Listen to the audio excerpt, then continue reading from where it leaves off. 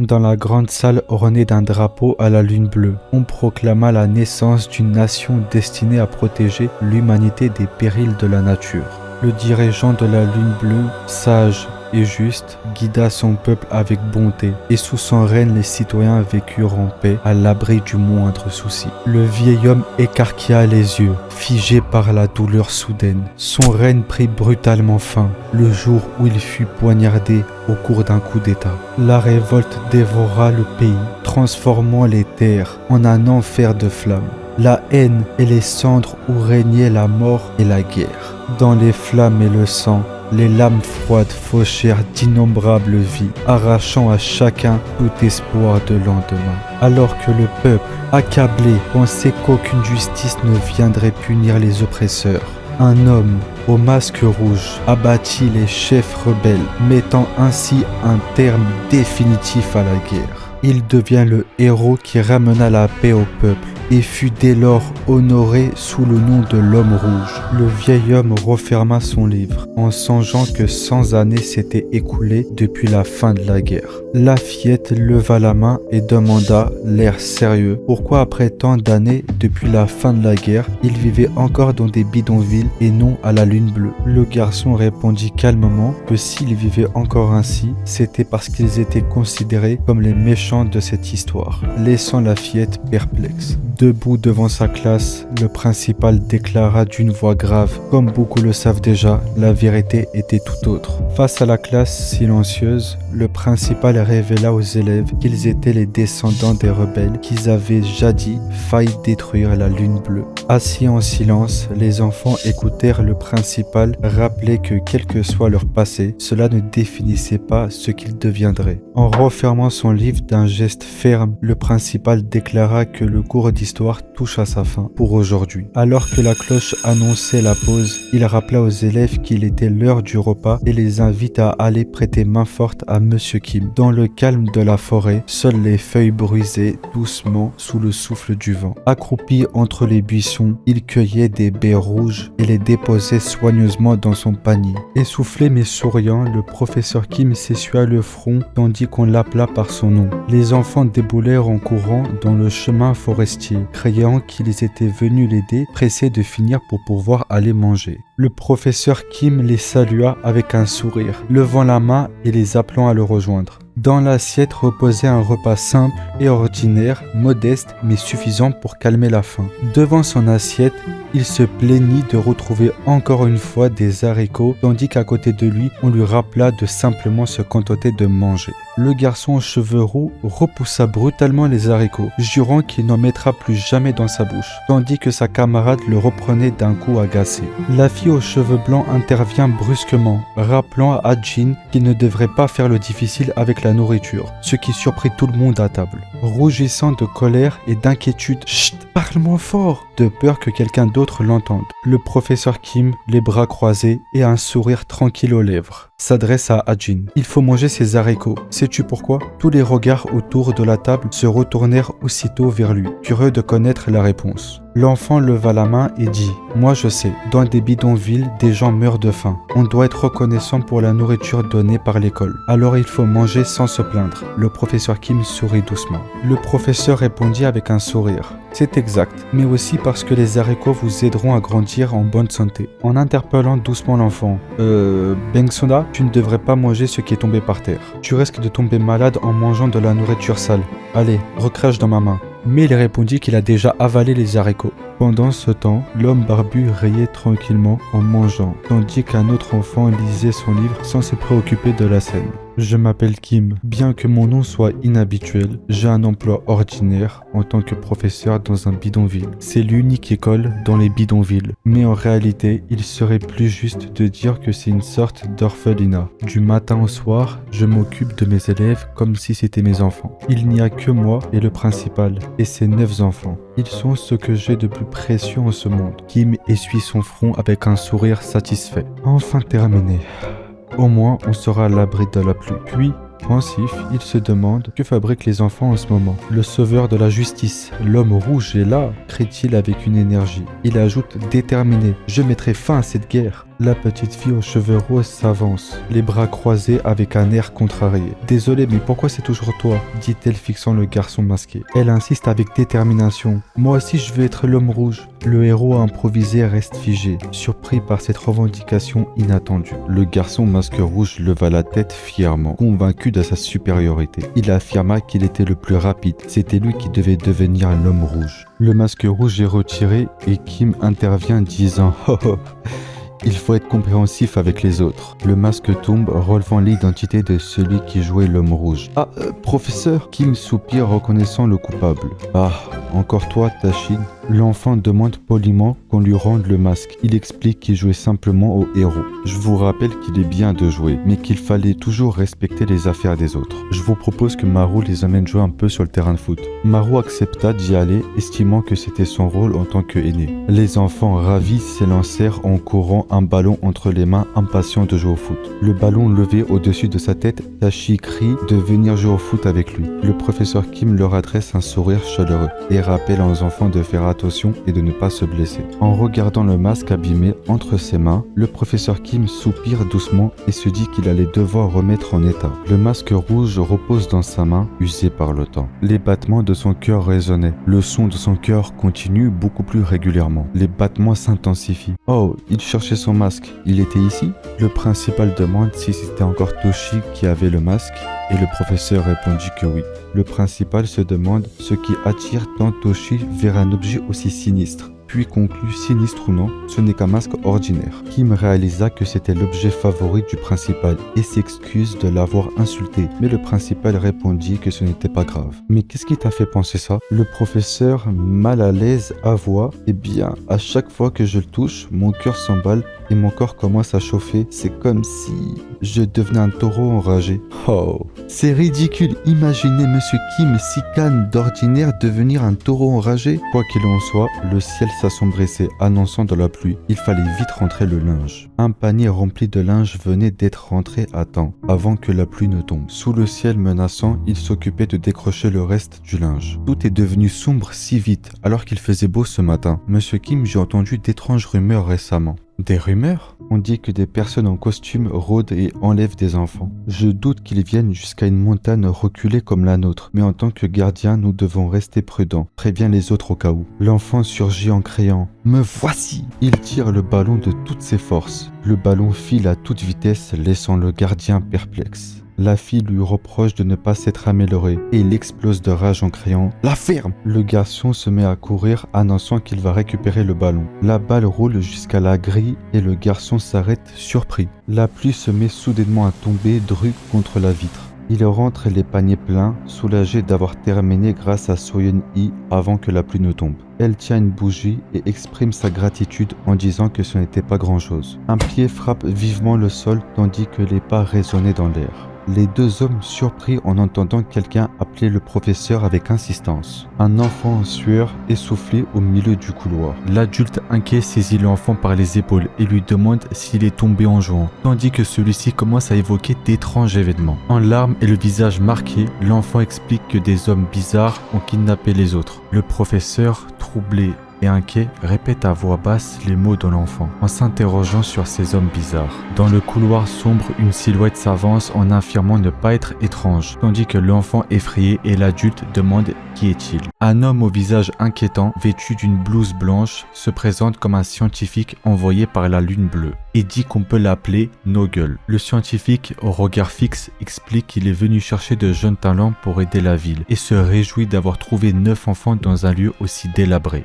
L'homme au regard vide affirme qu'il aimerait montrer son bonheur, mais qu'il en est incapable, sans lèvres ni paupières, tandis que l'adulte serre l'enfant contre lui en s'interrogeant troublé « Qu'est-ce que vous racontez ?» L'homme au visage fatigué est accusé d'être l'un des kidnappeurs dont parlent les rumeurs, mais il rétorque avec irritation qu'il doit sans doute se répéter pour se faire comprendre. Derrière lui, une troupe d'hommes en costume avançait d'un pas assuré. Le scientifique prit la parole sans détour. « C'est exact, nous faisons du trafic d'êtres humains. Et maintenant nous allons vous tuer et prendre ces enfants avec nous. Avons-nous enfin éclairci vos doutes? L'homme en costume rappelle sèchement au docteur Noggle qui lui avait interdit de révéler son identité à la légère. Mais celui-ci répondit simplement avec un sourire figé. Je n'ai pas pu m'en empêcher. Le regard dur et un sourire aux lèvres, l'homme constate avec ironie. C'était surprenant. Qui aurait cru que ce petit garçon pourrait courir aussi vite? En avançant dans le couloir avec ses hommes, le chef ordonne d'une voix ferme « Assurez-vous de les attraper quoi qu'il en coûte ». Se jetant en avant, l'homme à la barbe crie à Monsieur Kim de partir immédiatement avec les enfants. Bras écartés, pour barrer le passage, l'homme à la barbe se dresse face aux assaillants en rugissant « Je ne peux pas vous laisser passer ».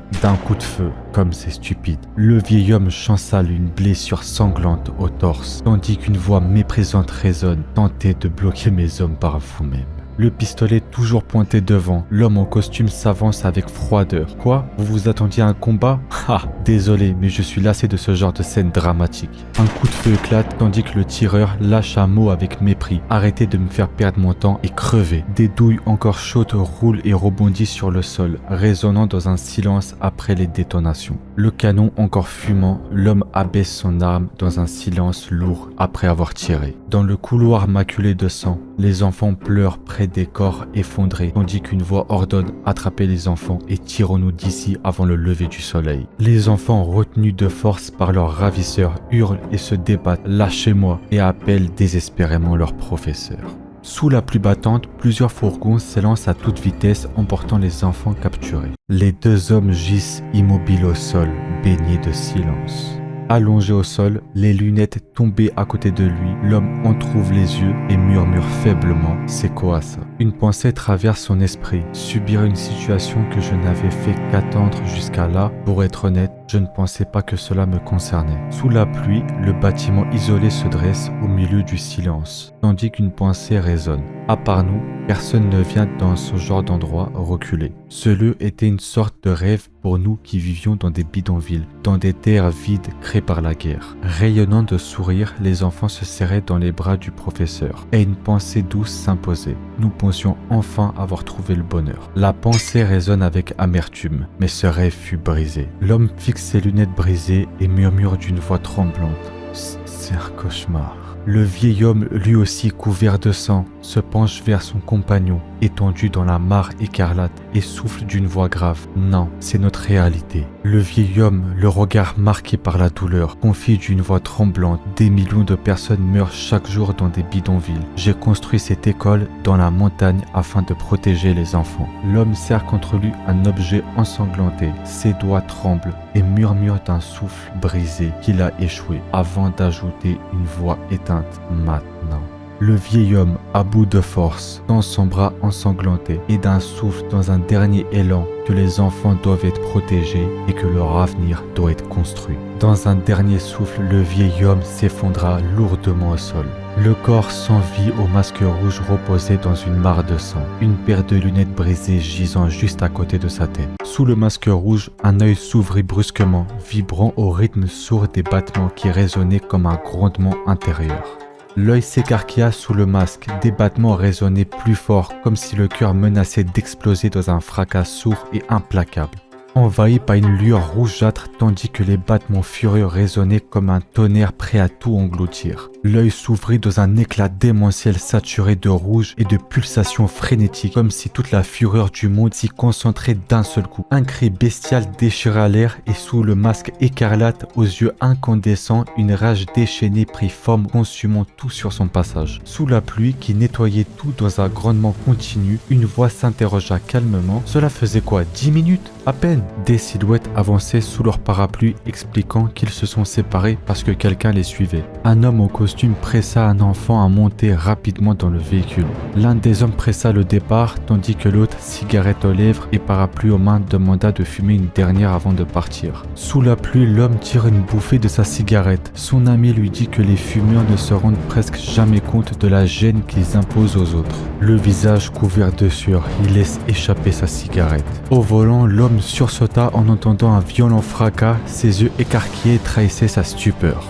Le conducteur, pris de panique, se pencha par la fenêtre en criant pour comprendre ce qui était en train de se passer. À l'arrière du camion, une main ensanglantée glissa lentement vers le sol, tandis qu'une voix sombre murmura « Voilà le deal ». Sous la pluie, le colosse masqué laissa un cadavre ensanglanté contre le camion et rappela d'une voix glaciale que c'était une erreur de me tuer. Le visage rouge et monstrueux apparut dans l'ombre, arrachant un cri de panique à l'homme qui balbutia « C'est quoi ce délire ?»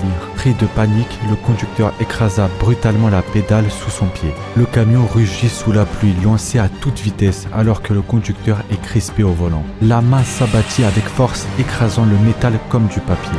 L'homme masqué souleva le camion comme un jouet rugissant de colère. Dans un élan de rage, l'homme projeta le camion en accusant ses ennemis d'avoir tenté de kidnapper ses enfants. À la sortie du camion, l'enfant se tenait la tête étourdi par le choc.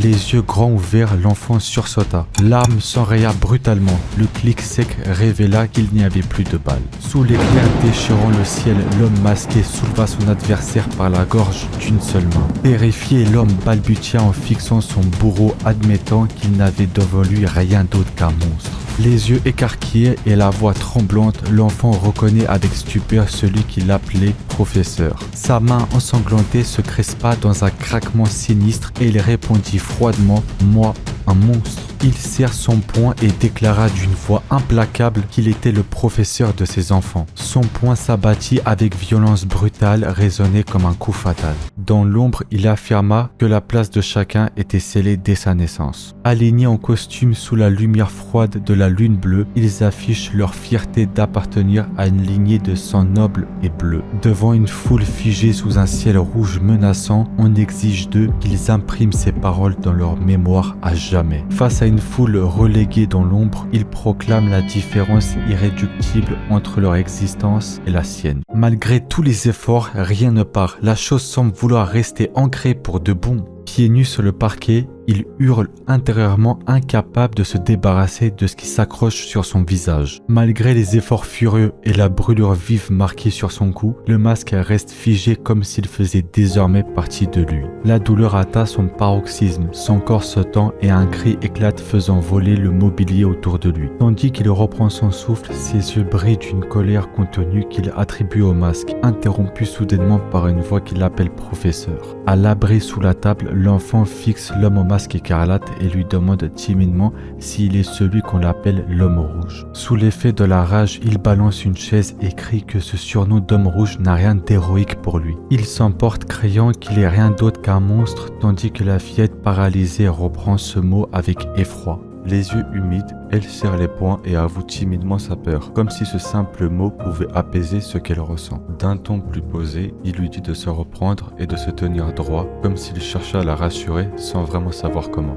Les doigts crispés sur le masque rouge, il hurle sans retenue, incapable de contenir l'angoisse qui l'étouffe. Alors qu'un craquement retentit, elle se redresse légèrement stupéfaite par la soudaine rupture du sol. Le front cloué au sol, il s'excuse sans un mot de plus, totalement écrasé par le poids de sa faute. La tête toujours baissée, il admet que sa colère ne justifie pas d'en s'en prendre à elle, conscient qu'il doit garder le contrôle. Il exprime le besoin de temps pour se calmer, ce à quoi la fillette répond d'un oui discret. Le sol remué, la pelle figée et le bois dressé. Sans un mot, qu'un adieu a été fait ici. Il fixe la tombe sans dire un mot, laissant le silence de la forêt accompagner son deuil. Son corps encaisse des frappes sans pouvoir riposter, tandis qu'on le traite de fou avec brutalité. Les coups s'abattent avec rage, pendant qu'on lui hurle qu'il n'aurait jamais dû revenir ici. L'un crache au sol frustré d'avoir frappé en vain, tandis que l'autre commence à regretter de s'être acharné sur quelqu'un d'aussi éteint. Penché sur lui, l'homme constate son état pitoyable et s'interroge sur sa capacité à survivre dans un monde aussi impitoyable. Le souffle court, il reconnaît son impuissance et sa faiblesse, mais rappelle qu'il est encore là, vivant malgré tout. Accroupi, près de lui, l'homme lui tend une opportunité, affirmant qu'il sait exactement où l'emmener. Un cri de surprise éclate depuis l'intérieur du bâtiment. La main tremblante près du visage, il peine à croire ce qu'on lui propose. Un rôle aussi inattendu que celui de professeur des écoles. D'un ton calme, l'homme balaie ses doutes en expliquant que tous les adultes ne sont pas faits pour enseigner et que ce n'est pas un simple rôle qu'on peut attribuer au hasard. Dépassé par la situation, il se demande comment il pourrait devenir professeur, alors qu'il a connu que la misère, regrettant presque d'avoir suivi cet homme. Avec une expression joyeuse et des étoiles dans les yeux, Il surgit comme une révélation pleine d'enthousiasme. Tout sourire, il affirme avec fierté s'être bien intégré pendant que le vieil homme lui souhaite une bonne nouvelle rentrée scolaire. Face à la façade silencieuse de l'école, il ose enfin poser la question qui le hante. Pourquoi lui pour ce rôle? Calme et posé, il reconnaît qu'il existe des personnes en bien plus grande détresse qui auraient davantage besoin de soutien.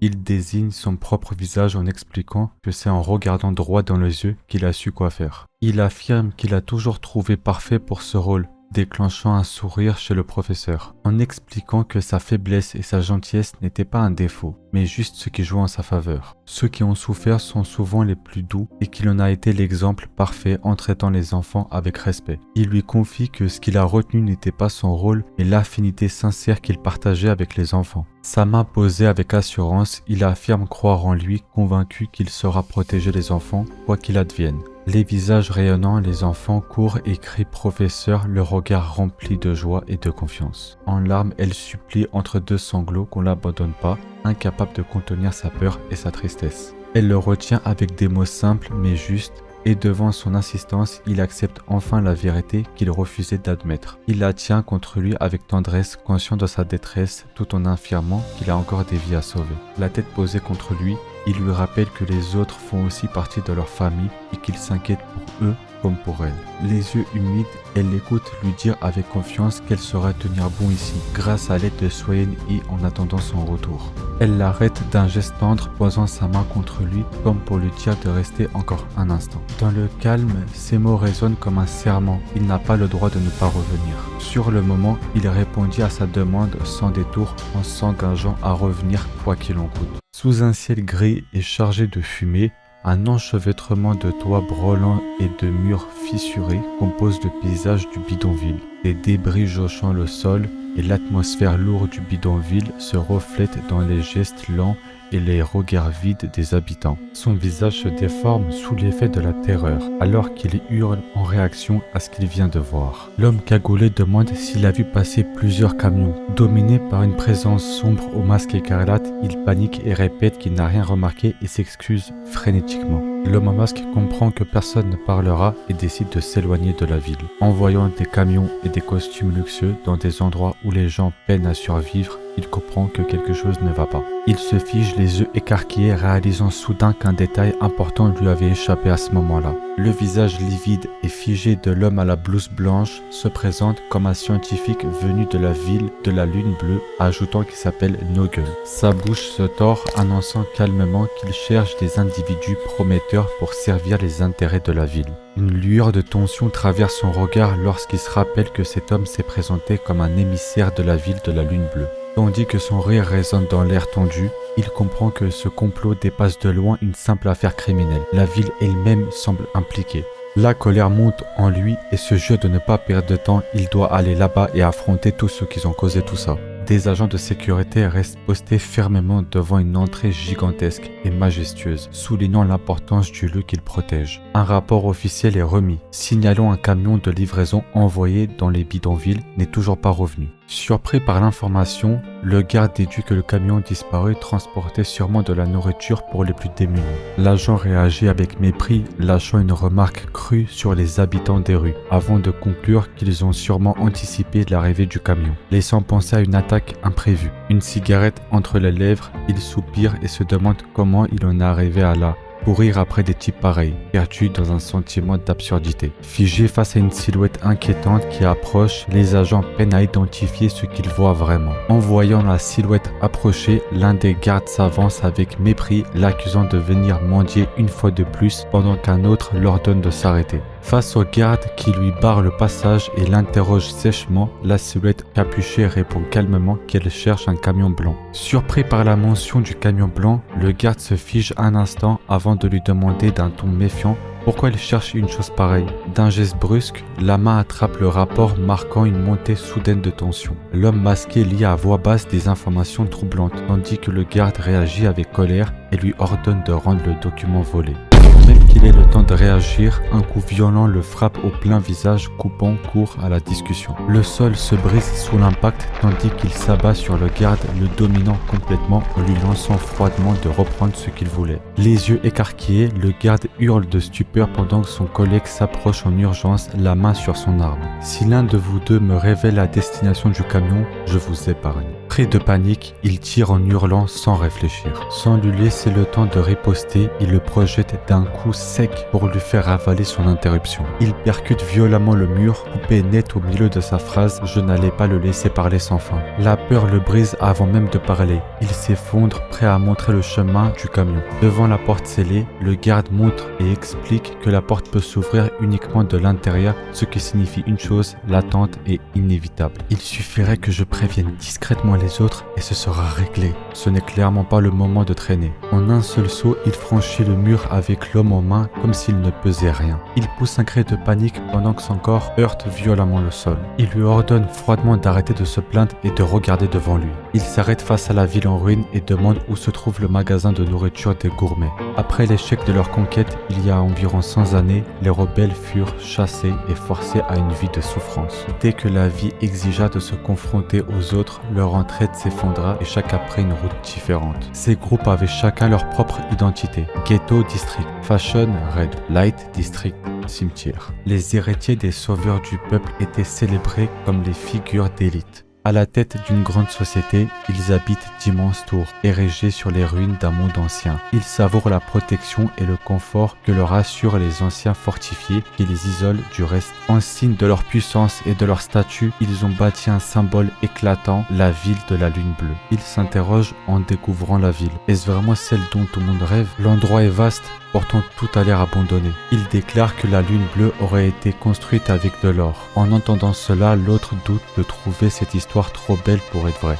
Il précise que la zone proche des murs est laissée à l'abandon car impossible à reconstruire. Pour trouver quelque chose de fonctionnel, il conseille de se rendre au centre-ville. Et voilà le problème. Personne n'est là pour me sauver dans cet endroit abandonné. Il propose de guider l'homme masqué vers le centre-ville puis lui indique d'aller tout droit avant de tourner à droite. Elle relève la tête, surpris par ce qu'elle voit. Il refuse l'idée sans hésiter. Il ne croit pas que ce soit vrai. En montrant la direction, elle précise que le magasin se trouve à gauche et pas à droite. En sueur, il panique et se demande qui c'est encore celle-là. Saisissant le col de sa victime, il accuse de s'être trompé de direction. Terrorisé, l'autre implore qu'on l'épargne, répétant qu'il a fait une erreur et jurant de le guider correctement. Il exprime sa gratitude et cherche à savoir qui est-elle, mais elle se contente de répondre par une question. Elle se présente comme Panda, professeur dans un lycée du district de la mode, puis lui demande s'il vient des ghettos en voyant son apparence. Intrigué, il demande qu'est-ce qu'est le district fashion. Elle s'étonne qu'il ne connaît pas, puis ajoute que c'est normal vu la distance avec les ghettos. Elle explique que le Fingerchen a installé son quartier général dans cette zone, puis demande qui il est.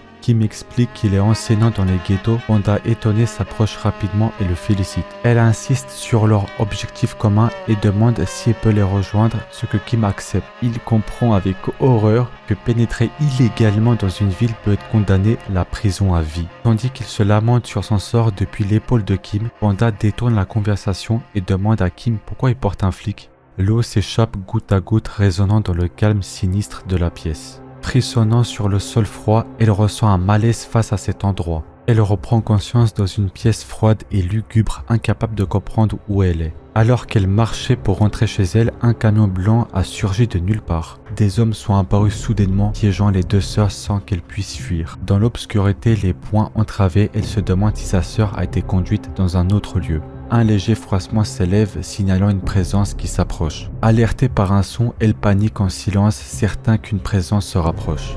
Le regard figé vers la porte, elle retient son souffle face à l'inconnu qui approche. L'ombre se dessine dans le hublot, tandis que la poignée s'abaisse dans un grincement sourd. Une créature massive et couverte de cicatrices entre lentement dans la pièce, le regard menaçant. La peur la submerge instantanément, ses pupilles tremblent face à la menace. Il grogne entre ses dents, la mâchoire crispée par la rage. Il s'approche lentement d'un des sacs, ses pas lourds résonnent sur le carrelage. Il serre le sac entre ses mains, le visage crispé d'effort. Son regard fixe et menaçant, il emporte les sacs avec lui.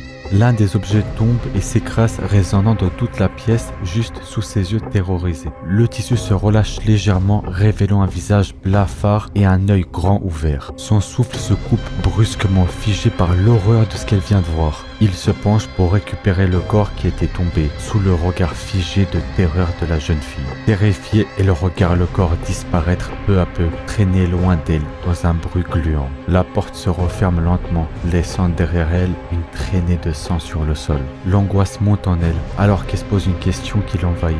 Y a-t-il d'autres captifs? Elle réalise avec horreur que les formes emballées autour d'elle ne sont pas des objets, mais des êtres humains. Le bruit de la porte la fait sursauter. Elle comprend immédiatement que l'homme revient. La porte s'ouvre brusquement et un homme masqué entre, les yeux rivés sur elle. Il l'a trouvée. Il la regarde droit dans les yeux et dit qu'il est là pour la secourir. À la vue du symbole, elle comprend qu'il appartient à l'organisation Fingerchain. Il s'excuse de son retard, expliquant que le bâtiment est trop compliqué, puis il promet de la ramener chez elle. En voyant sa réaction, il comprend combien la situation a dû être terrifiée pour un enfant comme elle. Inquiète, elle s'agite en murmurant fort et lui dit de chuchoter de ne pas faire du bruit. D'un regard inquiet, il lui murmure qu'ils doivent se faire discret pour ne pas attirer l'attention. Dans l'ombre du couloir, une silhouette au masque inquiétant observe discrètement la pièce. Immobile, la tête masquée flotte dans l'ombre aussi froide que menaçante. La créature détecte une odeur inhabituelle et murmure qu'elle sent celle d'un mal inconnu. Alarmé par ce qu'il entend, il sort son couteau et se tient prêt. La créature confirme qu'elle peut dévorer un mâle, puis déclare avec un plaisir qu'elle va savourer ce repas.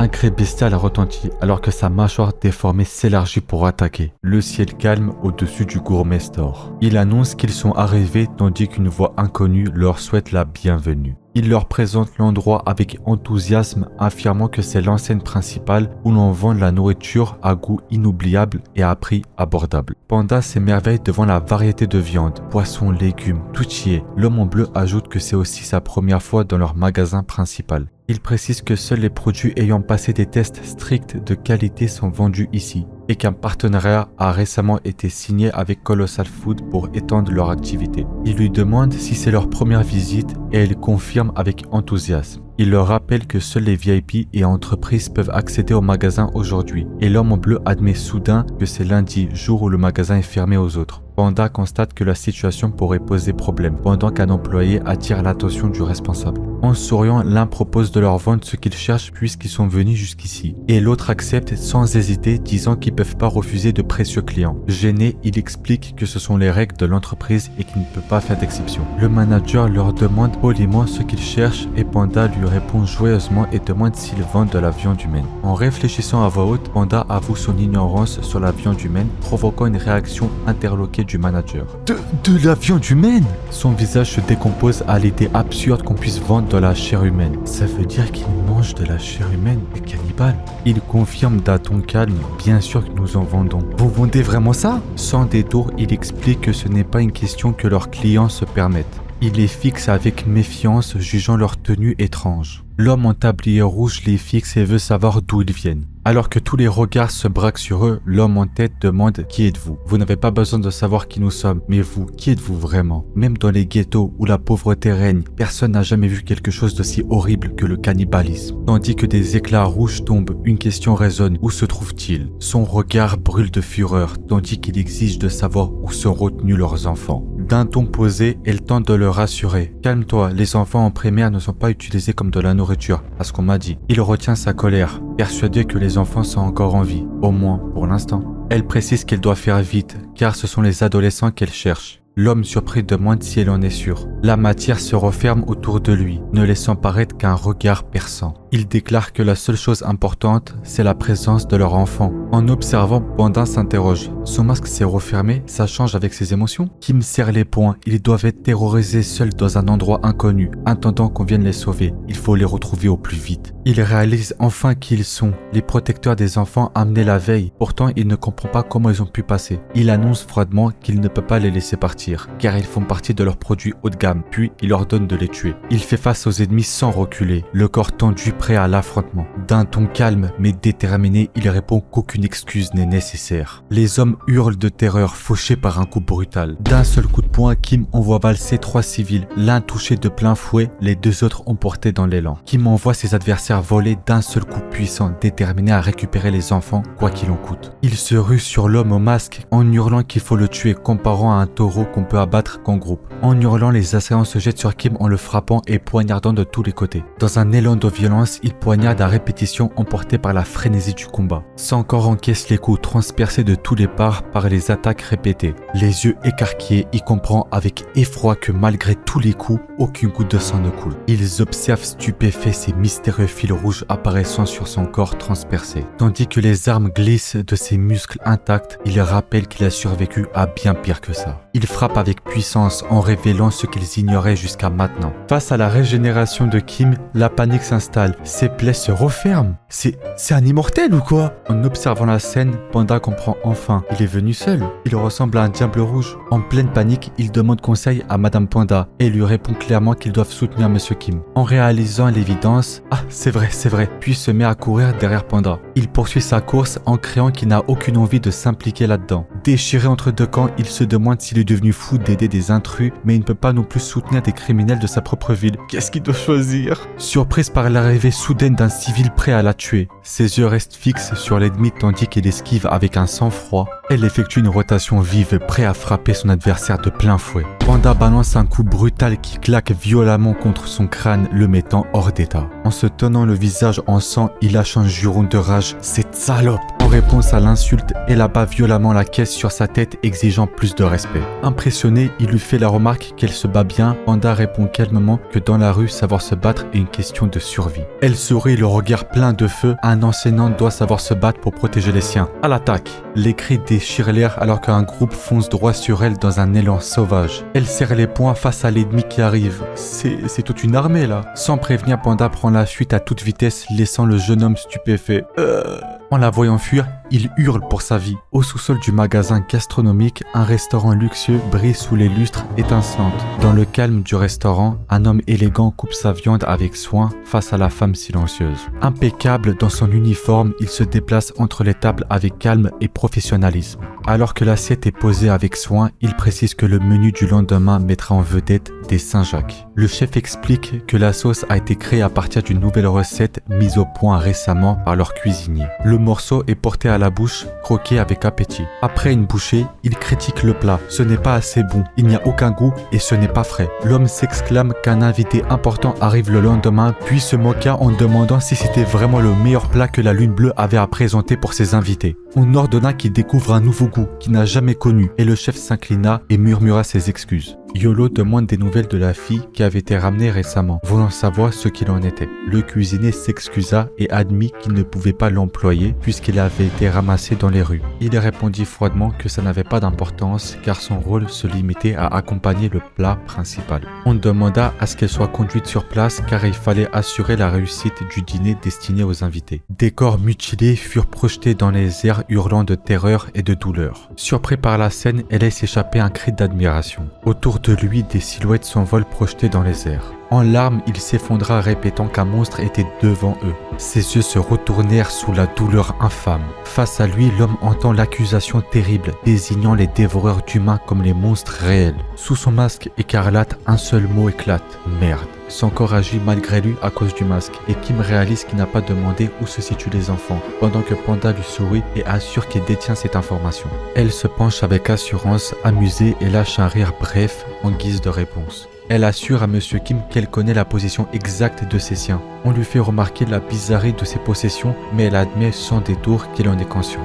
Elle dit que Monsieur Hanson, leader du district de la mode, fabrique des artefacts en lien avec ses super pouvoirs. Il se presse vers la destination sans perdre une seconde, les mains liées, s'agitant, serrant un petit objet caché. Au centre de la scène, elle reste immobile, entourée d'ombre. Ses mollets gauches sont vendus à 5 540 000 ILV et ses yeux s'écarquillent de stupeur. L'arrière est vendu à 9 130 500 ILV. Derrière les rires et les applaudissements, une vérité résonne. Moi aussi, je suis un être humain. Il observe la situation avec satisfaction. La rareté fait grimper les prix, exactement ce qu'il voulait. On explique que chaque partie achetée sera préparée par les chefs et servie à l'acheteur. L'enchère est terminée et le moment est venu. Sur scène, l'homme en tablier rouge se prépare sous les cris et applaudissements de la foule. La lame s'élève prêt à s'abattre sur la jeune fille ligotée. Le bourreau s'approche lentement, dominant sa proie affaiblie.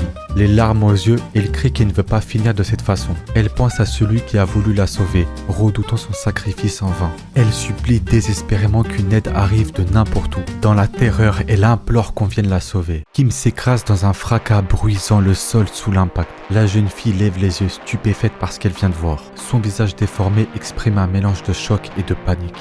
La sueur perle sur son visage tandis qu'elle fixe, terrifiée. Son corps ensanglanté impose sa présence, le masque écarlate fixé sur elle. Elle songe à cette histoire d'un homme rouge d'un autre temps. Il cherche à comprendre dans quel lieu il se trouve. Dans la salle, les spectateurs échangent les regards troublés. Kim hurle à Panda réclamant où se retenus ses petits. Elle s'étonne que le signal du badge l'a guidé jusqu'ici. En voyant Ray agenouillé, Panda s'écrie « C'est mon élève !» Sa voix étouffée laisse échapper un cri désespéré vers Mademoiselle Panda. Elle se précipite en courant vers son élève, l'appelant par son prénom. Le sourire emplit son visage et dans un murmure troublant, on entend « Professeur ». Un air détendu accompagne ces mots. Pourtant, elle s'exclame vivement « Vous faites encore des badges ?» Les larmes coulent sans retenue alors qu'il enlace et murmure « Ça a dû être effrayant. Le moment reste figé. Les élèves sont pas là ?»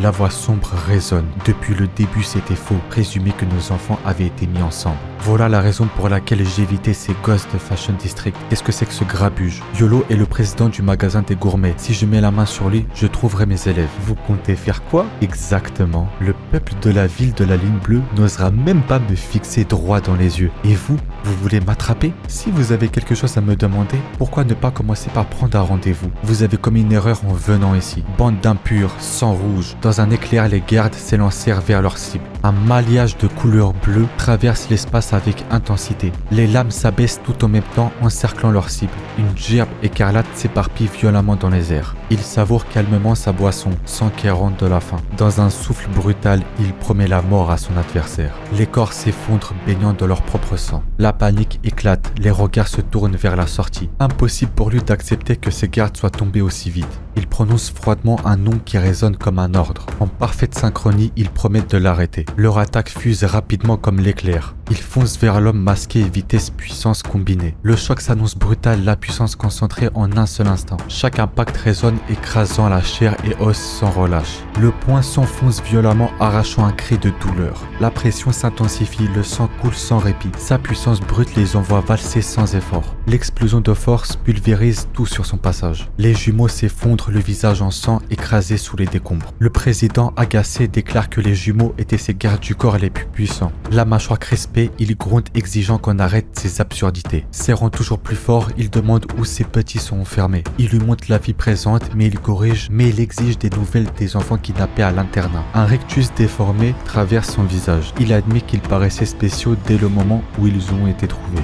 Yolo déclare froidement que les enfants ne sont pas ici et qu'ils resteront introuvables, incitant à abandonner. Le couteau surgit levé en haut, prêt à frapper sans la moindre hésitation. Paniquée, elle avertit à haute voix, pointant le regard à l'arrière derrière vous. Son regard brille de cruauté alors qu'il ordonne « Bouchez des coups bleus ». Une lame gigantesque fond les airs en s'abattant sur lui, le coupant presque en deux. Sa silhouette massive se dresse, armée en main, respirant la mort et la brutalité. Il explique que les enfants sont désormais entre les mains d'individus encore plus puissants que lui. Pour lui, ils ne sont rien d'autre que des jouets jetables. Le chef affirme qu'il n'a fait qu'obéir, se contentait de répondre aux demandes en trouvant et livrant ce qui était recherché. Yolo ordonne à son colosse de se charger de cet individu. Le président serre les dents, la sueur parle sur son visage crispé. Kim gît au sol, son corps marqué de sang et de blessures. Une aura meurtrière se dégage de son regard, transperçant l'air d'une lueur écarlate. Alors je n'ai aucune raison de te garder en vie, lâche-t-il d'une voix glaciale.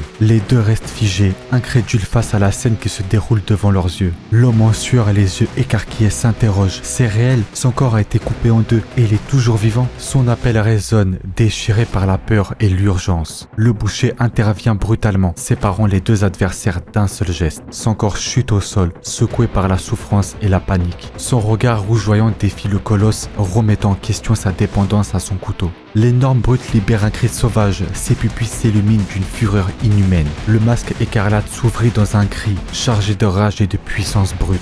Les deux jeunes femmes se couvrent les oreilles, écrasées par l'intensité des rugissements. Le colosse tremble de tout son corps, la hache s'échappe de ses mains, sous l'effet de la peur. L'homme acculé au sol hurle à son colosse qu'il est une bête de massacre et lui ordonne de le tuer. Le boucher, visage déformé par la rage, hurle qu'il veut réduire son ennemi en chair à pâté. Le géant fonce en rugissant et abat son poing avec violence écrasante. Une pluie de coups s'abat violemment, frappant son torse de toutes parts. La rage de Kim s'éveille dans ses yeux. L'impact fatal tord la tête du boucher sous la force de l'assaut. Kim frappe de plein fouet le corps du boucher. L'impact résonne comme une explosion de terreur. Il murmure d'une voix brisée. Impossible. Dans sa carrière, il a croisé d'innombrables monstres. Mais lui, cet homme-là, c'est un véritable monstre. Son regard s'attarde sur son adversaire debout devant lui. La peur se lit dans ses yeux alors que l'ombre de la mort s'approche inexorablement. Il poursuit tentant de gagner du temps. Si tu me tues, tu deviendras un criminel de premier degré et tu perdras toute chance de pouvoir récupérer tes petits. Il propose calmement, faisons un marché. Puis d'un air manipulateur, il ajoute « Je vais t'aider à retrouver tes enfants. N'as-tu pas envie de savoir où ils se trouvent ?» La jeune femme observe la scène avec attention. Elle explique que, même s'il a de l'autorité, cet homme n'a réellement pas le pouvoir de négocier avec quelqu'un de plus puissant que lui. Le geste accompagne la phrase marquant une transition définitive. Banda serre son élève contre elle, un sourire confiant sur le visage. Elle déclare avec assurance « Nous n'avons pas besoin de lui. » Les lèvres tremblantes. Ah, je vois. Ses yeux rouges brillent de haine et il ajoute sans la moindre hésitation « À cause de ton inutilité, je peux te tuer sans remords ». Sa monocle s'envole tandis que la panique déforme son visage. L'air se déchire autour du cou, accentuant la puissance meurtrière concentrée dans ce point. L'entrée autrefois anodine devient une scène macabre marquée par des traces de violence. La porte à moitié ouverte, une lumière se fait sentir. Un homme est mort devant mes yeux en tentant de me sauver. Surprise par cette remarque, son visage s'illumine. Qui était cette personne? Elle lui répond qu'il portait un masque qui lui couvrait la moitié de son visage. Sans trop réfléchir, elle comprend qui était cette personne. Éclatant de rire, c'est pas un homme, c'était qu'un gamin de 21 ans. Je suis sûr qu'il va bien. Obi devait juste faire du repérage et te localiser, rien de plus. S'il n'était pas possible qu'il te sauve directement, il devait juste passer le badge pour que moi je puisse te suivre à la trace. Les membres de Finger Chain nous sommes entraînés à ne pas crever aussi facilement que ça. Nous sommes là pour garder sous contrôle la lune bleue. J'en suis sûr, il est retourné à la base se reposer et faire son rapport de la situation. Ne t'inquiète pas. Dans sa tête, c'est étrange. Je suis certaine de l'avoir vu se faire dévorer par ce monstre. Se redressant d'un coup, ce monstre est encore là, dans un des couloirs sombres du bâtiment. C'est étrange, mais ton odeur me semble familière, sale intrus. Restant droit, sans rien comprendre à ses paroles. La créature ouvrit grand la bouche, prêt à le dévorer. 5 secondes plus tard, son poing ensanglanté. « Mais qu'est-ce que tu foutais à l'intérieur de cette chose, crétin, va ?» Essoufflé, il répondit qu'il cherchait les enfants de son ami. Avec un air troublé, cette créature m'a avalé comme un haricot magique. Je faisais de mon mieux pour tenir le plus longtemps possible, mais ça n'a pas duré longtemps. Donc, si je comprends bien, tu étais en train de fuir, puis le monstre t'a rattrapé et chopé par le callback? Oui.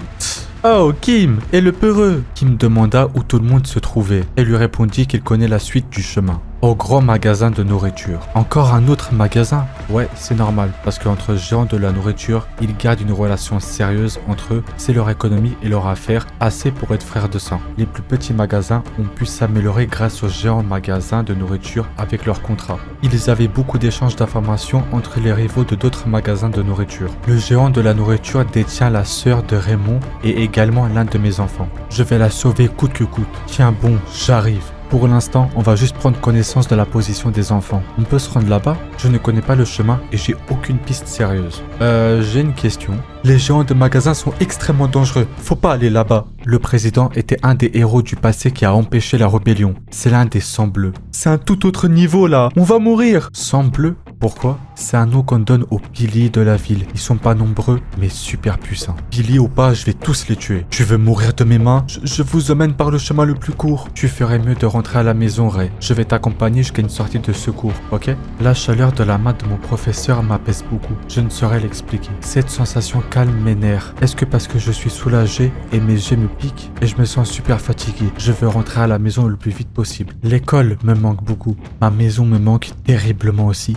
Et il y a aussi, en se retournant avec un sourire innocent, comment j'ai pu me sentir soulagé. Bobby n'a pas encore été retrouvé. D'un regard noir, elle fixe la créature morte au sol, la gueule ouverte avec l'odeur de ses victimes encore chaudes. L'inconnu que j'ai vu empalé dans un tissu. Bobby qui a tenté de me sauver, son regard devient plus que déterminé. Ramon, qui est peut-être morte. Je ne peux pas le croire. Non, je veux venir avec vous. Dès qu'une gosse était pas assez forte, tu vas plus nous gêner qu'autre chose. Je dois y aller. Non, tu ne peux pas y aller. Wanda va sauver ta sœur.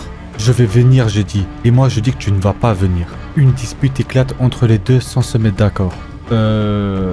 Alors, comment dire? Comprenant que par avec ce crétin, rien ne va changer. Professeur, je peux venir avec vous, s'il vous plaît? Bien sûr. Sous la colère, il casse son masque. Comment ça, bien sûr? Plusieurs morceaux de son masque cassé entrent dans sa bouche. Dégueulasse, c'est rentré de ma bouche. T'es conne ou quoi? Pourquoi t'as dit qu'elle pouvait venir? En fait, ce masque a bon goût. Je dirais le goût du sang. T'es bizarre, toi. Ray est presque une adulte. Elle est maligne et discrète. Elle nous sera utile. En plus, elle a des talents. Pourquoi personne n'écoute? Elle veut juste sauver sa famille, rien de plus. Comme toi, je me trompe? Après ces paroles, il la comprend, mais il ne veut pas donner raison. Faites comme vous voulez, mais si quelqu'un meurt, ne me dis pas que je vous ai pas prévenu. Pour vouloir continuer ce genre d'épreuve, elle doit être super courageuse. Merci beaucoup, professeur, de m'avoir soutenu. Pour être honnête, je ne veux pas que tu viennes, mais tu as un talent spécial. Même si tu ne participes pas au combat, tu dois faire ton mieux pour survivre. Tu penses que ça ira? Oui, je vais survivre. Dans un des bâtiments du géant de la nourriture, de la viande est déposée sur la table de grille en train de cuire. Plusieurs bouchées se fit entendre dans toute la salle, sans gêne. En sortant une montre de sa veste, il regarde l'heure exacte avec intensité et précision. Monsieur, il est l'heure d'aller au magasin des gourmets. Voici le président Hogg. Il faut que j'y aille. Mon frère de sang doit m'attendre là-bas aussi. Bon. Des manuels d'animation, c'est révolutionnaire, je vais pas vous mentir. Alors, tout n'est pas animé, bien sûr. Il y a certains détails que je peux pas animer parce que voilà, c'est un peu trop dérangeant. Du coup, je préfère laisser tel quel en image fixe et je bouge avec la caméra seulement. J'espère que cette vidéo vous a plu. Je sais pas faire des outros de fin. Faites ce que vous voulez. Et puis voilà.